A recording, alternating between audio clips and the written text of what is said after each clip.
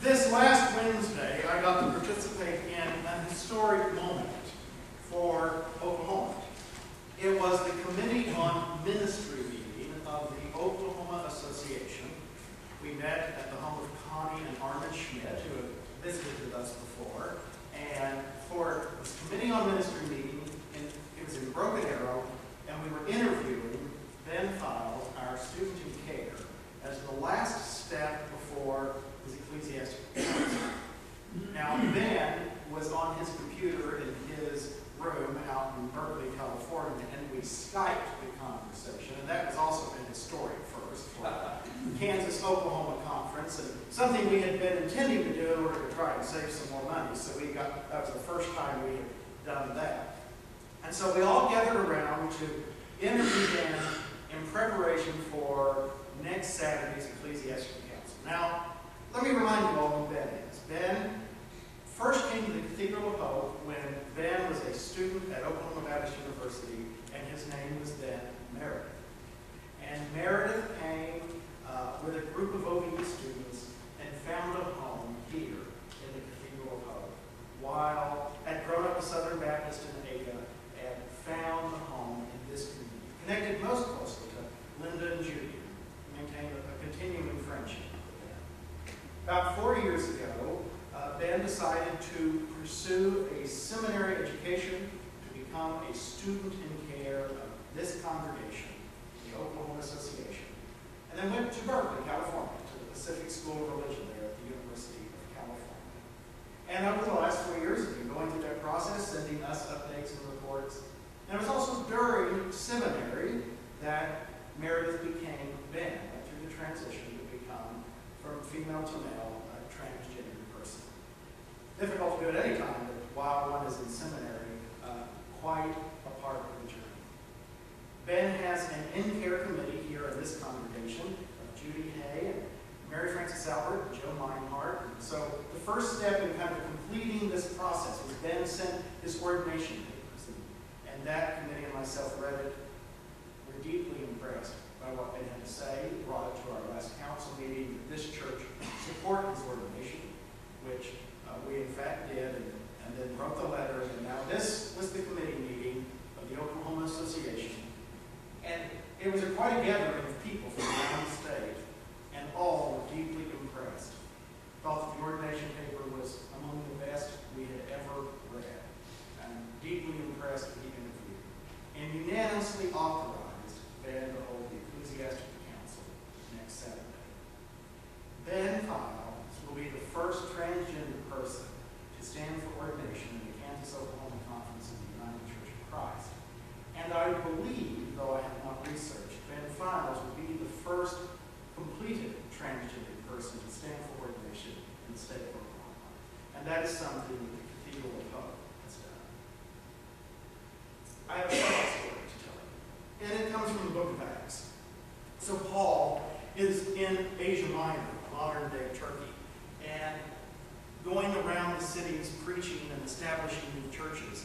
And he receives this vision that he should go to Macedonia and do the same thing there. So he takes the boat, and he gets to Philippi, and then once he gets there, his normal pattern would be to find the synagogue and go preach to the Jewish members of the synagogue. Because, of course, at this point, Christianity is not a sect of religion. It's a sect of Judaism. Paul views himself as just a sect of Judaism. And he normally would go to the synagogue and speak there.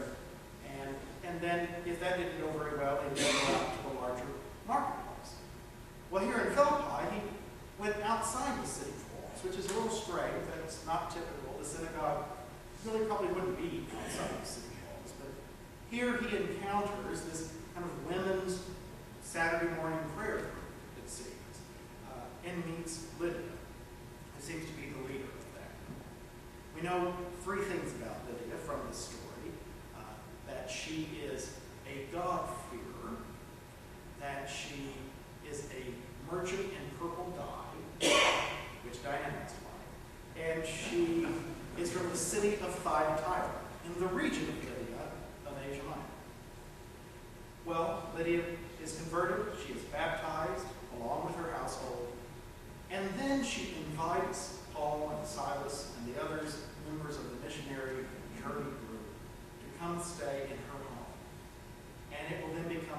base of operations for their ministry in the city and the surrounding region. Now, this seems like a pretty straightforward sort of story, and it's not very complicated. Well, as I started studying this week, I was surprised to learn that is not the case. This story has all sorts of interpretations and possible meanings. I read 8 different feminist perspectives of the story, and that was just one school of thought. A few things kind of critical issues that arise in this story. For one, we're not sure really a whole lot about Lydia.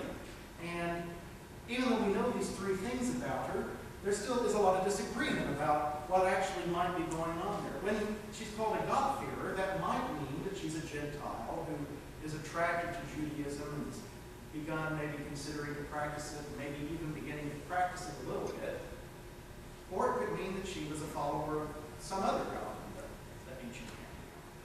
That she was a merchant in purple dye. Does that mean that she's actually, the merchant who kind of just handles the trade? Or is she a craftsperson, or is she engaged in the actual dyeing? And why this is important is traditionally she's been viewed as wealthy and one of the elite. And contemporary scholars aren't so sure that's the case, because often people who handled dyes were considered kind of unclean and untouchable, or kind of, even if they made money, were kind of considered on the margins of society. So she may not have been a part of the elite. She may have been on the margins of her society.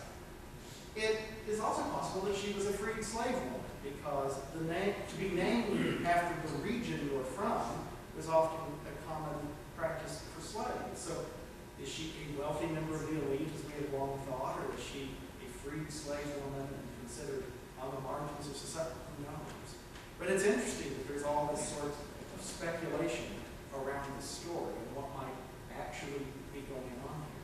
There's also a fascinating essay about the fact that concludes that the entire story is a fiction that the author has purposely crafted in order to prove a point about the early missionary journey. And the reason they think that is the plot follows almost identically that of the play The Bacchae, written by the Greek tragedian Euripides. The Bacchae, Dionysius, comes from Asia Minor to Greece and persuades the women to go outside the city and engage in wild, ecstatic, erotic sorts of worship encounters. The men feel threatened by that and throw Dionysus in jail, at which point there is an earthquake and Dionysus escapes. Well, if you know the rest of Acts chapter 16, Paul and Silas cast a demon out of a crazy woman, and that angers her owners, and those throw them in jail, and then there's an earthquake through which they have the opportunity to escape. And this scholar was pointing out that the contrast between the two is Dionysus praised women, made them sexual, and Paul led them in a prayer service and converted them and made them orderly. So the point of the story was that Christianity is not going to threaten the women in the same way that some of these other religions are. So scholars debate, is this a pro-female story or not? Well, kind of all that critical point aside,